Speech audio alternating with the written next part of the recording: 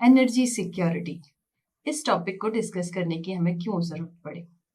What if रातों रात oil crisis हो जाए या फिर कहीं कोल माइंस में इश्यूज आ जाएं, supplies due to some kind of obstruction बंद हो जाए रॉ मटेरियल की, जैसे कि कोल या गैस की। What will happen with that? तो जब हम इन छोटी छोटी सी प्रॉब्लम्स जो अचानक आ जाती हैं उनसे इनसिक्योर हो जाते हैं कि एनर्जी की अवेलेबिलिटी कैसे बनी रहेगी, तब हमें ज़रूरत पड़ती है इस तरह के टॉपिक को डिस्कस करने के लिए, इसको सीरियसली लेने की, जो कि कहलाता है एनर्जी सिक्योरिटी। बेसिकली इन्हीं सब इश्यूज को ओवरकम करने के लिए एनर्जी सिक्योरिटी को इतना सीरियसली डिस्कस किया जाता है या प्रायर इंपॉर्टेंस दी जाती है। तो अगर हम एनर्जी सिक्योरिटी को डिफाइन करें, we can say continuous availability of energy in varied forms in sufficient quantities at reasonable prices. माने कि जो एनर्जी यूजफुल है उसकी लगातार उपलब्धि बनी रहे सारे फॉर्म्स में, whether it is in raw material form और इन प्रोडक्ट फॉर्म। सफिशिएंट क्वांटिटी की क्राइसिस के टाइम पे अचानक से शेकी ना हो पाए और उसके साथ साथ वो अफोर्डेबल प्राइसेस पर भी हो for consumers as well as utilities. अब एनर्जी सिक्योरिटी की अचानक से कंसर्न बढ़ने के और बड़ा रीजन जो है हमारी कंट्री के अंदर, उसका हम यदि डिस्कशन करना चाहें तो हम कह सकते हैं कि India's energy needs are growing with rising income level. जैसे लोगों का इनकम लेवल बढ़ रहा है, लोगों का लाइफस्टाइल चेंज हो रहा है और accommodation and comfort are rising, so उसकी वजह से consumption of energy is going on increasing.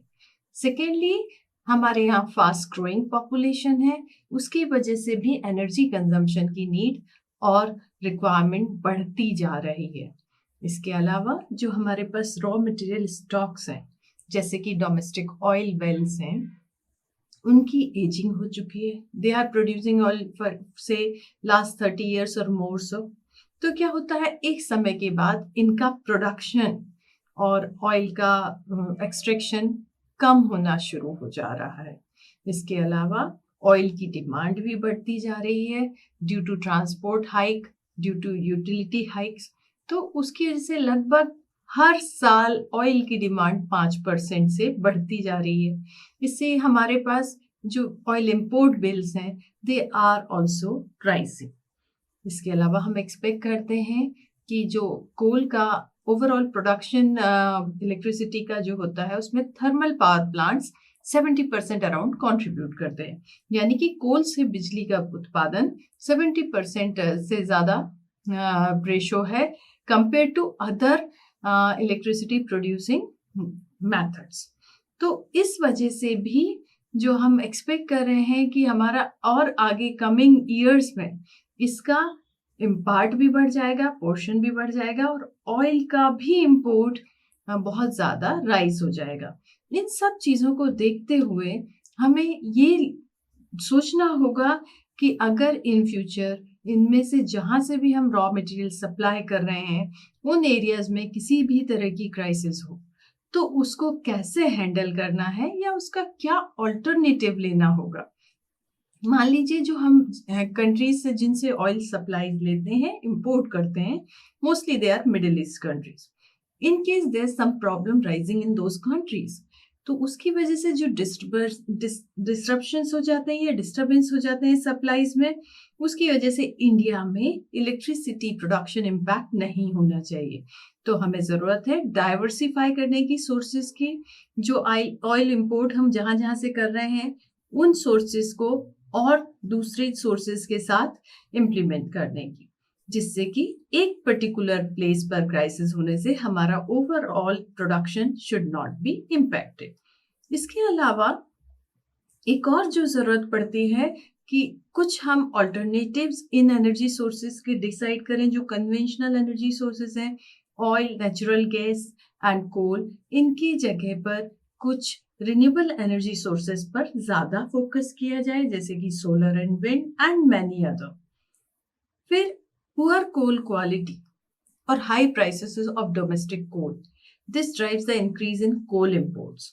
क्योंकि हमारे इंडिया में जो भी कोल प्रोडक्शन है, जो कोल माइन से एक्सट्रैक्ट होता है, it is not of that good quality so that it gives high efficiency production. तो उसकी वजह से हमें ज़्यादा गुड क्वालिटी कोल इंपोर्ट करना होता है साउथ अफ्रीकन और दूसरी कंट्रीज से। और गैस और एलएनजी भी इसी तरह बढ़ते जा रहे हैं। डिमांड्स को देखते हुए भी इंपोर्ट्स इन सब का बढ़ता जा रहा है। एनर्जी इंपोर्ट ज़्यादातर जो डिपेंडेंस हमारी दूसरी कंट्रीज पर है, उसकी वजह से हमें प्राइस शॉक्स और सप्लाई फ्लक्चुएशंस का डर हमेशा बना रहता है और इससे कंट्री का एनर्जी सिक्योरिटी काफ़ी इम्पैक्ट होता है। तो हमें इन सब को ओवरकम करने, एनर्जी सिक्योरिटी को स्ट्रेंथन करने के लिए क्या उपाय कर सकते हैं, इसके बारे में सोचना बहुत ज़रूरी है। और इन उपायों को जो गवर्नमेंट है टाइम टू टाइम इस तरह से लिस्ट आउट कर रही है, जैसे कि सबसे पहले we need to reduce energy requirement and we have to improve efficiency of extraction of fossil fuels. इसके बाद है इंस्टॉलिंग सुपर क्रिटिकल बॉयलर्स। जो कोल फायर्ड पावर प्लांट्स हैं उनमें सुपर क्रिटिकल बॉयलर्स को हम इंस्टॉल करके उनकी एफिशिएंसी बेटर कर सकते हैं। फिर एनर्जी एफिशिएंसी ऑप्ट करके सारी ही डिवाइसेस, सप्लाईज में, यूटिलिटी में, कंज्यूमर साइड में एनर्जी एफिशिएंसी के कॉन्सेप्ट्स को इम्प्लीमेंट करें और डिमांड साइड मैनेजमेंट को इम्प्लीमेंट करें, तो भी हमारा एनर्जी रिक्वायरमेंट काफ़ी हद तक मैनेजेबल है।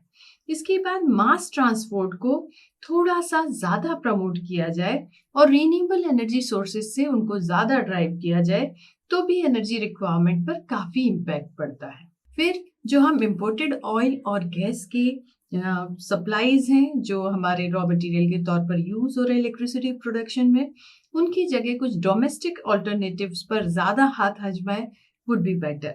जैसे कि इथेनॉल या बायोडीजल को पेट्रोल और डीजल की रिप्लेसमेंट के तौर पर ज़्यादा इम्प्लीमेंट करना हो, या biomass gasification for heat should be used as in place of gas और कोल।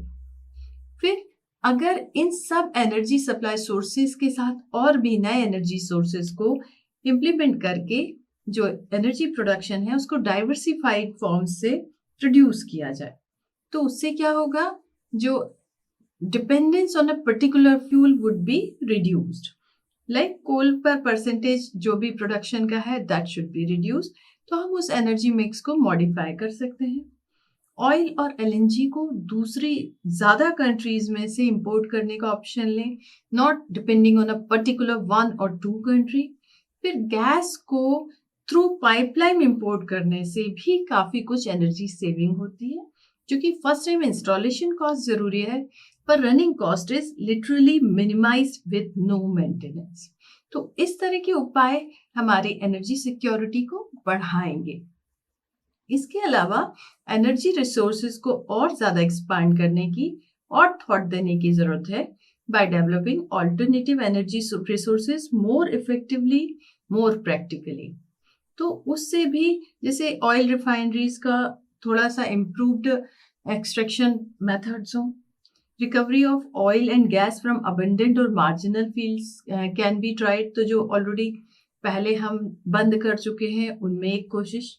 फिर कोल गैसिफिकेशन का या capturing of coal bed methane का कुछ ऑप्शन हो जिससे कि एक्स्ट्रा एनर्जी एक्सट्रैक्ट की जा सके।